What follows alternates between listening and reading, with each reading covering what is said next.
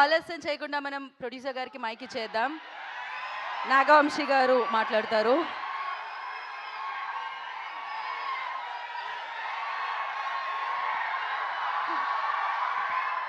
Generally హీరోలకి అభిమానులు ఉంటారు. నాగవంశీ గారికి కూడా అభిమానులు ఉంటారన్నమాట. I love this. లేదు యా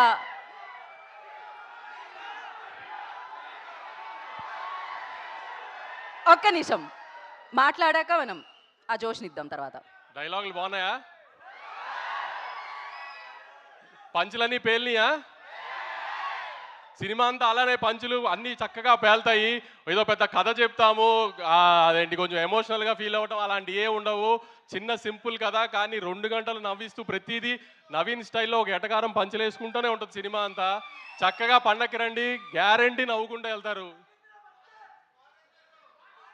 వద్దు, కాలర్ లైట్ గురించి ఇప్పుడు ఎందుకు, కానీ అన్నీ మనం తర్వాత చూసుకుందాం, దానికి చాలా టైం ఉంది.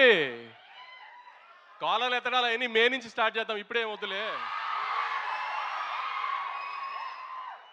కానీ పంచులైతే ఏమి ఎక్కడా మీకేమి తగ్గింది అనిపించలేదు కదా ట్రైలర్లో.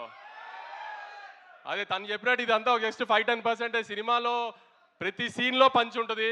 లాస్ట్ పావు గంట తప్పితే సినిమా అంతా నవ్వుతూనే ఉంటారు.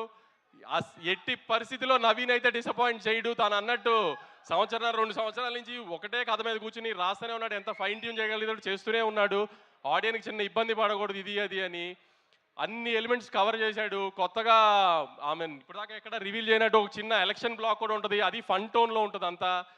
సో అన్ని పండక్కి ఒక సినిమాలో పండగ సినిమాలో ఏమేమి కావాలనుకుంటారో గత ఇన్ని సంవత్సరాలుగా చూస్తున్నప్పుడు ఒక సోగ్గాడి చిన్న నుంచి కానీ ఒక అలవై కొండపురంలో కానీ ఒక సంక్రాంతి కోసంలో కానీ అలాంటి అన్ని ఎలిమెంట్స్ కలిపి ప్రాపర్గా ప్యాకేజ్ చేసాము. ఖచ్చితంగా మీరు డిసప్పాయింట్ అవ్వరు అనుకుంటున్నాను. అందరూ థియేటర్స్కి వచ్చి ఖచ్చితంగా సినిమా చూసి మనల్ని అందరినీ ఎక్కుతున్న వాళ్ళందరికీ సమాధానం చెప్తాం. ఈసారి కొంచెం గట్టిగా థియేటర్స్ రండి. Thank you so much Vamshi గారు.